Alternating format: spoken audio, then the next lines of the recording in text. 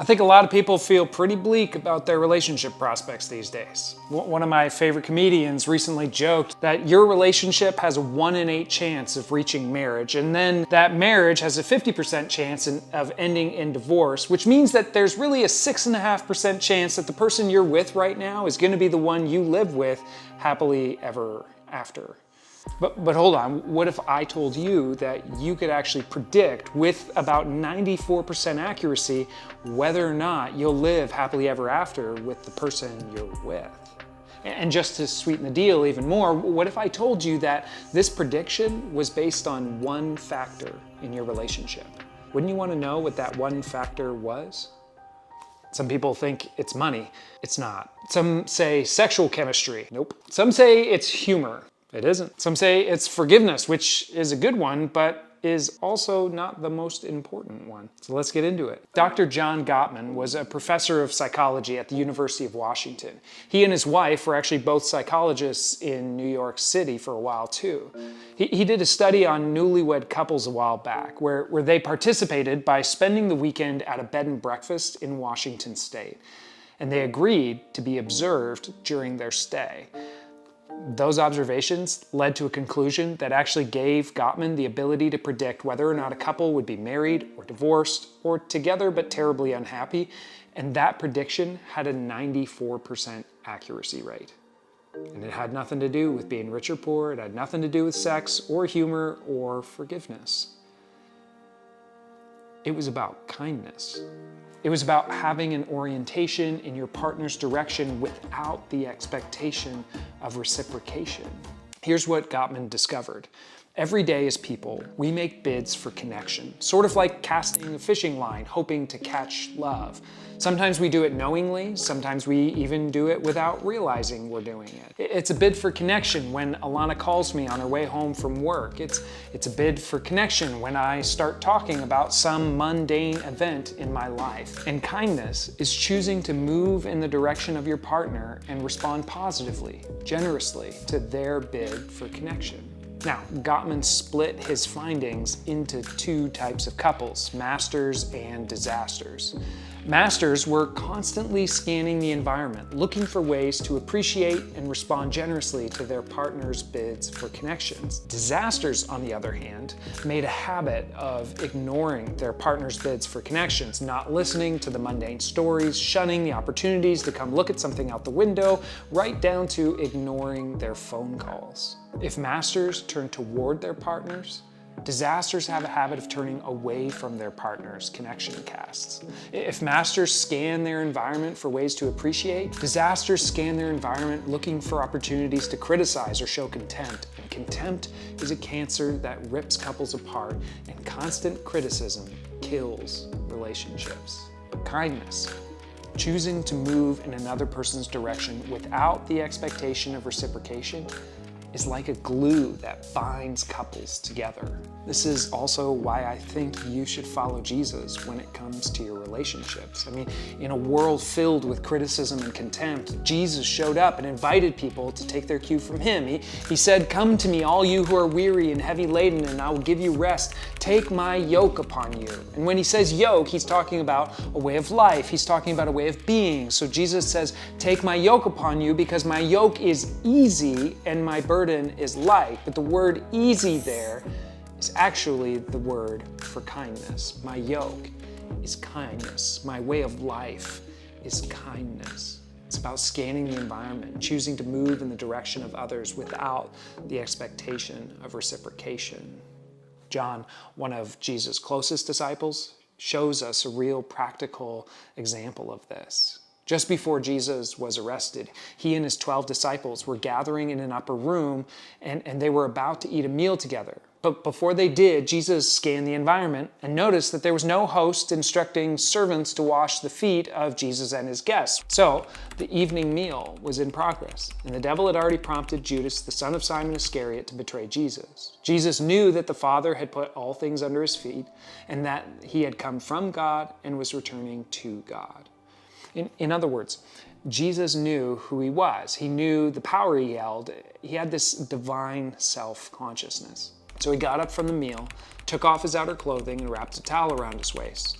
After that, he poured water into a basin and began to wash his disciples' feet, drying them with the towel that was wrapped around him. Now look, everyone in the room would have been absolutely stunned at this. I mean, this was such a demeaning task for someone of Jesus' stature to be doing, which is why another disciple, Peter, responds the way he does.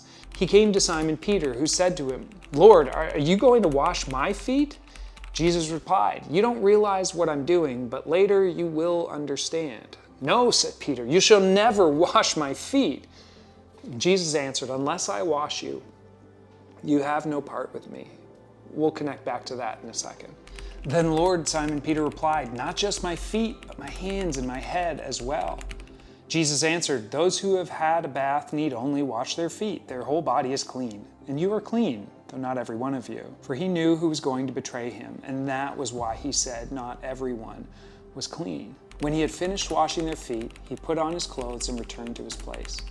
"Do you understand what I've done for you?" he asked them. "You call me teacher and Lord, and rightly so, for that is what I am.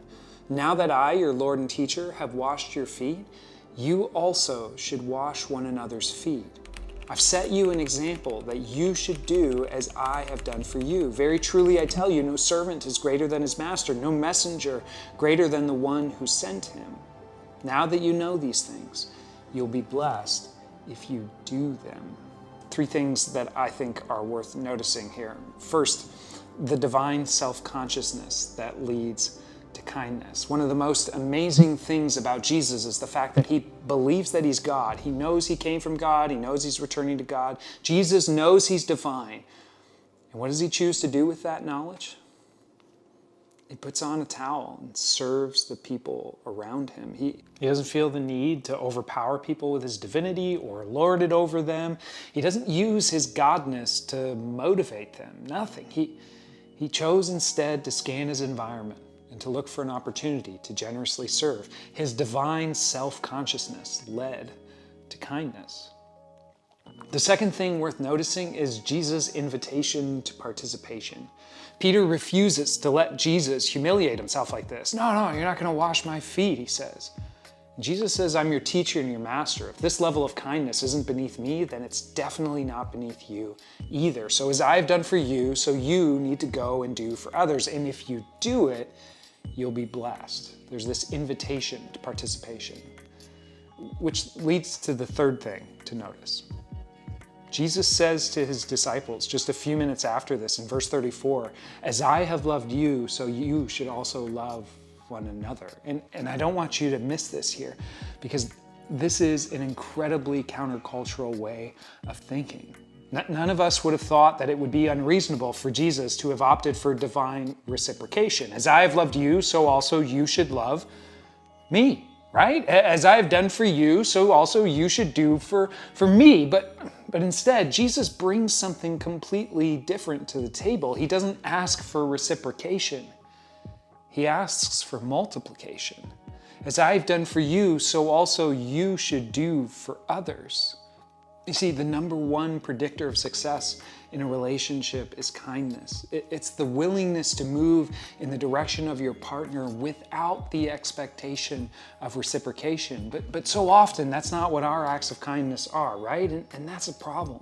We turn kindness into a currency to get things from other people in relationship. We turn kindness into scorekeeping, constantly wondering who owes who at this point in our relationship. And when you use anything as a currency, you move out of the world of relationship and into the world of transaction. I will if you will. But again, this is why I think you should follow Jesus, especially in your relationship. Jesus never turned his relationships into transactions. Jesus was willing to be kind, to move in your direction, to scan your environment, and then come and give his life for you without demanding something from you. That's why one New Testament author literally calls Jesus the kindness of God. And he's still inviting us to participate in that reality today. I mean, how much different would your past relationships have been if you or your partner had chosen this kindness? How might your current relationship get better, or maybe the next one be better if you start living this out? One of the more interesting things to come out of the study by Gottman is that people who view kindness as an inherent trait, in other words, something you either have or don't have, those people often have less successful relationships. But people who view it as a character muscle that you have to work out and exercise, they do so much better. Friends, kindness is a muscle that you have to exercise. The future of your relationship depends on it. I'm positive. Well, I'm 94% positive. Thanks for watching. We'll see you next time.